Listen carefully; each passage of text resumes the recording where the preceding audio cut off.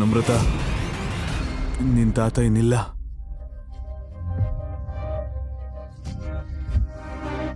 ನಾರಾಯಣಮೂರ್ತಿ ಸತ್ತು ಮರುದಿನವೇ ತ್ರಿಶೂಲ್ನ ಕೆಟ್ಟ ದಿನಗಳು ಶುರುವಾದವು. ನರ್ಮತಾ ಮತ್ತು ಅವಳ ತಾಯಿ ಅವನನ್ನ ಯಾವಾಗಲೂ ಅವಮಾನ ಮಾಡ್ತಿದ್ದರು. ಕೆಲವೊಮ್ಮೆ ಕಸ ಗುಡಿಸಲು ಹೇಳ್ತಿದ್ರು, ಮತ್ತೊಮ್ಮೆ ನೆಲವರಿಸಲು ಹೇಳ್ತಿದ್ರು. ಒಂದು ದಿನ ನರ್ಮತಾಳ ಕಾಲೇಜಿನ ಓಲ್ಡ್ ಫ್ರೆಂಡ್ ಮನೆಗೆ ಬಂದಳು.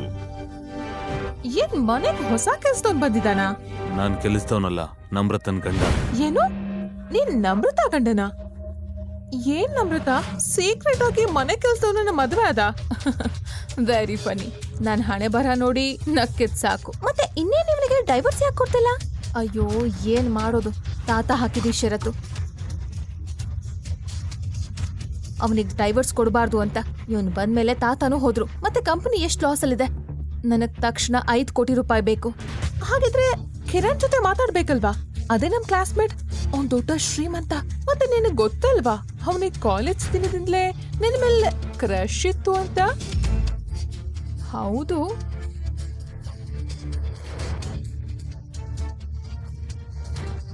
ಕಿರಣ್ನಿಂದ ಸಹನ ಮರಥಾಗೆ ಚಿಕ್ಕ ಚಿಕ್ಕ ವಿಷಯಗಳಲ್ಲಿ ಸಹಾಯ ಮಾಡ್ತಿದ್ದ. ಸಹಾಯ ಮಾಡುವ ನೆಪದಲ್ಲಿ ಅಡ್ವಾಂಟೇಜ್ ಸಹ ತೆಗೆದುಕೊಳ್ಳುತ್ತಿದ್ದ. ಕೆರಿಯರ್ನಲ್ಲಿ ಬೆಳೆಯಬೇಕೆಂದು ನರ್ಮತಾ ಸಹ ಅವನ ಜೊತೆ ಮಾಡುತ್ತಿದ್ದಳು. ಆದ್ರೆ ಕಿರಣ್ ಇಂಟೆನ್ಷನ್ ಸರಿ ಇಲ್ಲ ಅಂತ ಅವಳಿಗೆ ತಿಳಿದಿತ್ತು. ಕಿರಣ್ಣೊಂದಿಗೆ ಮೀಟಿಂಗ್ ಫಿಕ್ಸ್ ಆಗಿತ್ತು. ತ್ರಿಶೂಲ್ ಅವಳನ್ನ ಕಾರ್ನಲ್ಲಿ ಕರೆದುಕೊಂಡು ಹೋದ. ಹೇ, ಹೇಗಿದ್ಯಾ?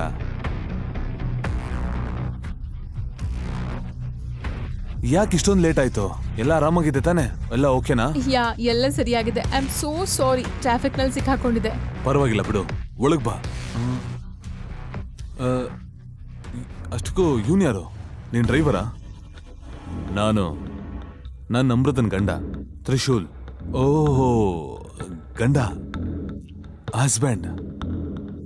Hi, I'm sorry Trishul, actually ನನಗೆ ಗೊತ್ತಿರಲಿಲ್ಲ. ಹಾಗಾದ್ರೆ ನೀನು ಏನ್ ಕೆಲಸ ಮಾಡ್ತೀಯಾ? ಏನ್ ಬಿಸ್ನೆಸ್ ಇದೆ ನಿಂದು? ನಿಜವಾಗಿ ನನಗೆ ಕೆಲಸ ಇಲ್ಲ. ನಾನು ಅಷ್ಟೊಂದು ಜಾಸ್ತಿ ಓದಿಲ್ಲ. ಈ ಬಡವನಿಗೆ ನಮ್ರತಾ ಅಂತ ಹುಡುಗಿ ಸಿಕ್ಕಿದಾಳೆ. ಇರ್ಲಿ ಬಿಡು, ನನಗೆ ಒಳ್ಳೇದಾಯ್ತು. ಅವಳನ್ನ ಬಲೆಗೆ ಬೀಳಿಸ್ಕೊಡುವುದು ಈಗ ಈಸಿ. ಸ್ವಲ್ಪ ದುಡ್ಡು ಖರ್ಚು ಮಾಡ್ಬೇಕಷ್ಟೇ. ಓ ಹೌದಾ, ನನ್ನ ನಮ್ರತನಿಗೋಸ್ಕರ ಇಷ್ಟು ಮಾಡಲ್ವಾ? ಮತ್ತೆ ನಮ್ಮ ಕಂಪ್ನಿಲಿ ಒಂದು ಕೆಲಸ ಖಾಲಿ ಇದೆ. ಹೇಳಿ, ಮಾಡ್ತೀರ ಕೆಲ್ಸನ? ವರಿ ಮಾಡ್ಕೋಬೇಡಿ, ನೀವು ನಮ್ರತನ್ ಗಂಡ. ನಾನು ನಿಮ್ಗೆ ಚೆನ್ನಾಗಿರೋ ಕೆಲಸನೇ ಕೊಡ್ತೀನಿ. Oh shit, I am so sorry Namrata. ನನಗೆ ಒಂದು ತುಂಬಾ ಅರ್ಜೆಂಟ್ ಮೀಟಿಂಗ್ ಇದೆ, ನಾನು ಹೋಗ್ಬೇಕು. ಆಯ್ತಾ, ನಾಳೆ ಸಿಗ್ತೀನಿ. ಸರಿ.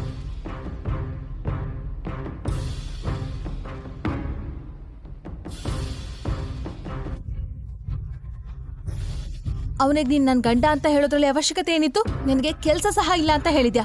ಅದೆಲ್ಲ ಹೋಗ್ಲಿ, ಅವನ್ ಕೆಲಸ ಆಫರ್ ಮಾಡಿದಾಗ ಯಾಕೆ ಸುಮ್ಮನೆ ಇದ್ದೆ? ಎಷ್ಟು ದಿನ ಅಂತ ಕೂರ್ಸ್ಕೊಂಡು ಊಟ ಹಾಕ್ಲಿ ನಾನು? ನಮ್ರತಾ, ಕಿರಣ್ ಒಳ್ಳೆಯವನು ಅಂತ ನನಗನ್ನಿಸ್ತಿಲ್ಲ. ಅವ್ನು ನಿನ್ ಕಂಪ್ನಿ ಕಾಪಾಡೋದಕ್ಕೋಸ್ಕರ ದುಡ್ಡು ಕೊಡ್ತಿಲ್ಲ. ಅವನೇನಕ್ಕೆ ದುಡ್ಡು ಕೊಡ್ತಿದ್ದಾನೆ ಅಂದ್ರೆ ಅವನಿಗೆ ನಿನ್ ಮೇಲೆ ಕೆಟ್ಟ ದೃಷ್ಟಿ ಇದೆ. Shut up. ಒಂದ್ ಕಂಪ್ನಿನ ನಡೆಸೋದು ಎಷ್ಟು ಕಷ್ಟ ಅಂತ ನಿನಗೆ ಗೊತ್ತಾ? ಗೊತ್ತಿಲ್ಲ ತಾನೆ? ಗೊತ್ತಿಲ್ಲ ನನಗೆ ತಾತ ಯಾಕೆ ಹೀಗ್ ಮಾಡಿದ್ರು ಅಂತ. ನೀನು ನನ್ನ ತಲೆ ಮೇಲೆ ಹಾಕಿ ಹೋಗಿದ್ದಾರೆ. ಇದೆಲ್ಲ ನನ್ನ ಕರ್ಮ ಅಷ್ಟೇ. ನಮ್ರತಾ ನೋಡು, ಹಾಗೇನಲ್ಲ. ನೋಡು, ನನಗೆ 5 ಕೋಟಿ ರೂಪಾಯಿ ಬೇಕು. ಅದ್ ಸಿಗ್ದಿದ್ರೆ ನಾನು ಸಹ ನಿಂತರ ಪಾತ್ರೆ ತೊಳ್ಕೊಂಡಿರ್ಬೇಕು. ಅದೆಲ್ಲ ನನ್ನ ಕೈಲಾಗಲ್ಲ. ಕಿರಣ್ ನಿನಗೆ ಕೆಲಸ ಕೊಡ್ತಾನೆ, ಅದನ್ನ ತಗೋ ಅಷ್ಟೇ. ತಾತ ಈ ಷರತ್ತನ್ನ ಹಾಕ್ತಿದ್ರೆ ನಾನು ನಿನಗೆ ಈಗಾಗ್ಲೇ ಡೈವರ್ಸ್ ಕೊಡ್ತಾ ಇದ್ದೆ. ಸರಿ ನಮ್ರತಾ, ನೀನ್ ಹೇಳ್ದಾಗೆ ಮಾಡ್ತೀನಿ. ಈ ಕೆಲಸ ನನಗೆ ಒಪ್ಪಿಗೆ ಇದೆ. ಗುಡ್. ಇದನ್ನ ಕೇಳಿ ನಮ್ರತಾ ಖುಷಿ ಪಟ್ಟಳು. ಮತ್ತೆ ಕಿರಣ್ಗೆ ತಕ್ಷಣ ಫೋನ್ ಮಾಡಿ ತ್ರಿಶೂಲ್ನ ನಿರ್ಧಾರ ತಿಳಿಸಿದಳು. ಓಕೆ, ನಾಳೆ ಅವನನ್ನ ಆಫೀಸಿಗೆ ಕರ್ಕೊಂಡ್ ಬಾ, ಇಂಟರ್ವ್ಯೂಗೆ. ಬಾಯ್. ಏನ್ ಸರ್, ನಮ್ರತಾ ಗಂಡನ್ಗೆ ನಮ್ ಕಂಪ್ನಿಲಿ ಕೆಲಸ ಕೊಡ್ತಿದ್ದೀರಾ? ನಮ್ ಕಂಪ್ನಿ ರೆಪ್ಯುಟೇಷನ್ ಏನಾಗುತ್ತೆ ಸರ್? ಏನನ್ಸುತ್ತೆ ನಿನಗೆ? ರೋಡ್ನಲ್ಲಿರೋರ್ನ ಕರ್ಕೊಂಡ್ ಬಂದು ನನ್ನ ಆಫೀಸ್ನಲ್ಲಿ ಕೂರಿಸ್ತೀನಿ ಅನ್ಕೊಂಡಿದ್ಯಾ? ಇದೇನ್ ದೊಡ್ಡ ಧರ್ಮಶಾಲಾನ? ಅಷ್ಟಕ್ಕೂ ನಮ್ ಕಂಪ್ನಿಲಿ ಟಾಯ್ಲೆಟ್ ಕ್ಲೀನ್ ಮಾಡೋನ್ ಕೆಲಸ ಖಾಲಿ ಇತ್ತಲ್ಲ. ಅರ್ಥ ಆಯ್ತು ಸರ್. ಮರುದಿನ ಬೆಳಗ್ಗೆ ನರ್ಮತಾ ತ್ರಿಶೂಲ್ನನ್ನ ಕರ್ಕೊಂಡು ಆಫೀಸ್ಗೆ ಬಂದಳು. ದಾರಿಯಲ್ಲಿ ಇಂಟರ್ವ್ಯೂ ಪ್ರಶ್ನೆಗಳಿಗೆ ಹೇಗೆ ಉತ್ತರ ಕೊಡ್ಬೇಕಂತ ಹೇಳಿಕೊಡ್ತಾ ಬಂದಳು. ಸಂಪೂರ್ಣ ಕಥೆ ಕೇಳಲು ಪಾಕೆಟ್ ಎಫ್ಎಂ ಅಪ್ಲಿಕೇಶನ್ ಡೌನ್ಲೋಡ್ ಮಾಡಿ. ಲಿಂಕ್ ಡಿಸ್ಕ್ರಿಪ್ಷನ್ ನಲ್ಲಿದೆ.